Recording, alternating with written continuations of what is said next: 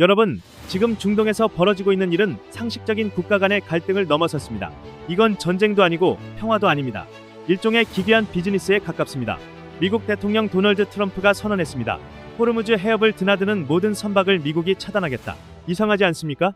이란이 해협을 막아서 전 세계 에너지가 마비될 위기인데 미국이 나서서 해협을 뚫는 게 아니라 본인들이 직접 자물쇠를 하나 더 채우겠다는 겁니다. 도둑이 자전거 자물쇠를 못 풀어서 자기 자물쇠를 하나 더 채운 꼴입니다. 전 세계가 경악하고 있습니다. 트럼프는 대체 무슨 생각일까요? 그가 노리는 건 승리일까요? 아니면 이익일까요?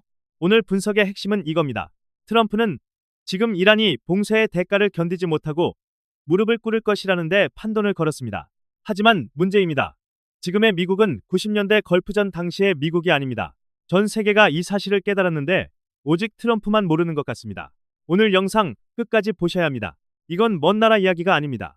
우리 한국의 주력 산업인 반도체, 자동차, 그리고 여러분의 주머니 사정과 직결된 기름값의 운명이 지금 이 미친 도박에 달려있기 때문입니다. 사건의 발단은 지난 4월 12일입니다. 트럼프가 갑자기 호르무즈 해협 완전 봉쇄라는 카드를 꺼내들었죠. 왜 이 시점일까요? 답은 파키스탄에서 열렸던 미이란 비밀 협상에 있습니다. 당시 이란 외무장관 아락치는 협상이 타결 직전이었다고 말했습니다. 하지만 미국의 탐욕이 모든 것을 망쳤다고 덧붙였죠. 도대체 어떤 탐욕일까요? 핵 문제? 이스라엘? 아닙니다. 핵심은 바로 돈이었습니다. 이란 의회 국가안보위원회 부위원장 나바비안의 폭로에 따르면 미국 측 대표는 협상 테이블에서 충격적인 제안을 던졌습니다. 호르무즈 해협에서 발생하는 수익과 관리권을 5대5로 나누자.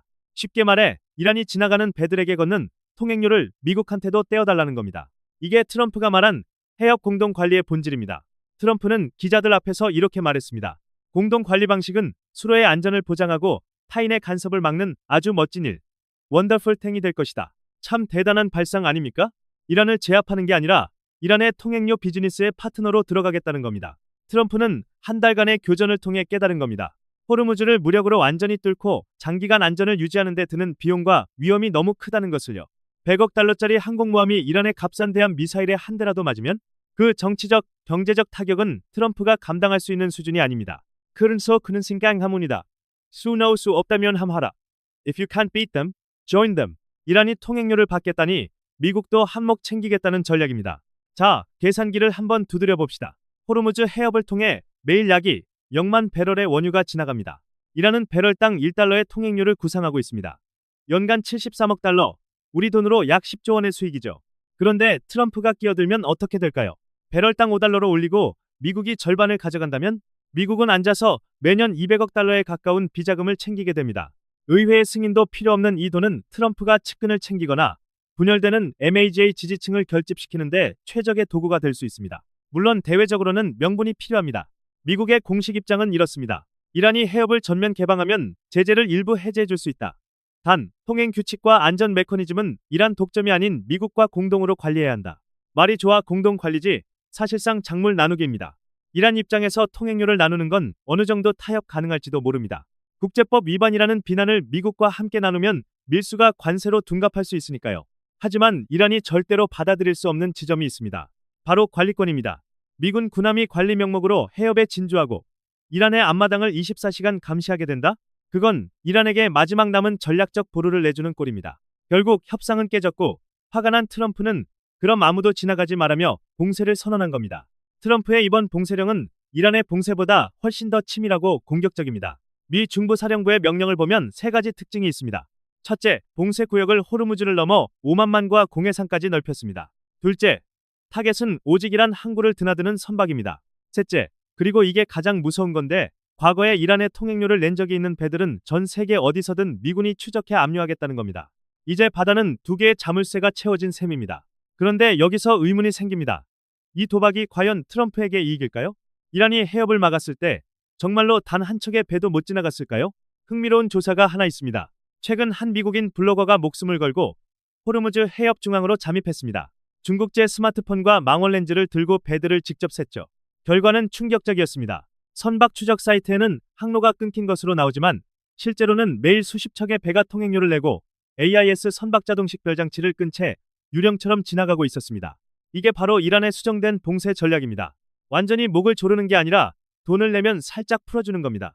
시장은 고통스럽지만 붕괴되지는 않고 세계는 서서히 이란의 통행료 징수권을 기정사실로 받아들이게 됩니다. 이란은 이 돈으로 장기전을 준비하고 있었던 거죠. 트럼프는 이 꼴을 볼 수 없었습니다. 시간은 이란의 편이었기 때문입니다. 미국은 매일 수천만 달러의 전비를 쏟아부으며 호르무즈를 지키고 있는데 정작 미국 내부의 경제는 무너지고 있었습니다. 지난 3월 미국 소비자 물가지수 CPI 상승률은 3.3%를 기록했습니다. 2년 만에 최고치죠. 특히 휘발유 가격은 한 달 만에 21.2% 폭등했습니다. 경유는 60년 만에 최고치입니다. 트럼프는 겉으로 미국의 달콤한 석유가 전 세계로 수출되고 있다고 자랑하지만 실제로는 수출 이익만 챙기는 석유 자본가들 때문에 미국 서민들은 고통받고 있습니다. 11월 중간 선거가 다가오고 있습니다. 물가가 이대로 폭등하면 트럼프는 선거에서 집니다. 그래서 그는 무딘 칼 대신 날카로운 칼을 꺼내든 겁니다. 이란이 쥐고 있는 봉쇄라는 카드를 자신이 먼저 써버림으로써 주도권을 뺏겠다는 전략이죠. 네가 막든 말든 해협 밖으로 나오면 내가 다 잡겠다. 평화를 원하면 진짜 양보를 가져와라. 이건 이란뿐만 아니라 동맹국들에게도 편을 들어라라고 협박하는 겁니다. 지금까지 한국, 일본, 유럽은 기름값이 올라 고통스럽긴 해도 어떻게든 배가 다니니까 소극적이었습니다. 하지만 이제 미국이 직접 막아버리면 에너지가 완전히 끊긴 동맹국들은 선택해야 합니다. 이란의 압박을 가하든지 아니면 미국의 호위연합에 군함을 보내서 같이 싸우든지요. 하지만 트럼프가 간과한 게 있습니다. 이란은 결코 만만한 상대가 아닙니다. 이란 타스님 통신은 즉각 메시지를 던졌습니다. 트럼프가 호르무즈에서 움직인다면 그는 바브엘 만데브 해협을 잃게 될 것이다. 여러분, 지도를 보십시오. 바브엘 만데브 해협은 홍해와 아덴만을 잇는 길목입니다. 수에즈 운하를 지나려면 반드시 거쳐야 하는 곳이죠. 여기엔 이란의 대리인 후티 반군이 버티고 있습니다. 트럼프 때 라켓스 때 거면 이란은 세계를 걸겠다는 겁니다. 이렇게 되면 전 세계 에너지 공급망은 그야말로 파멸입니다.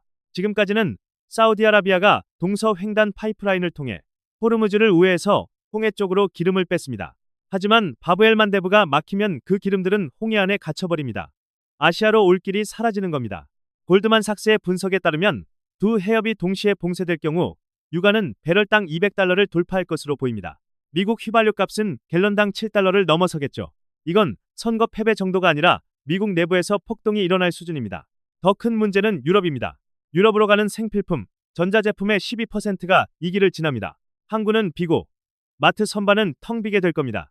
트럼프가 동맹을 압박하려고 만든 위기가 역으로 트럼프의 목을 조르는 부메랑이 되어 돌아오고 있는 겁니다. 자, 이제 우리의 이야기로 돌아와 봅시다. 대한민국은 에너지의 90% 이상을 수입에 의존합니다. 그중 70% 이상이 바로 이 호르무즈 해협을 지납니다.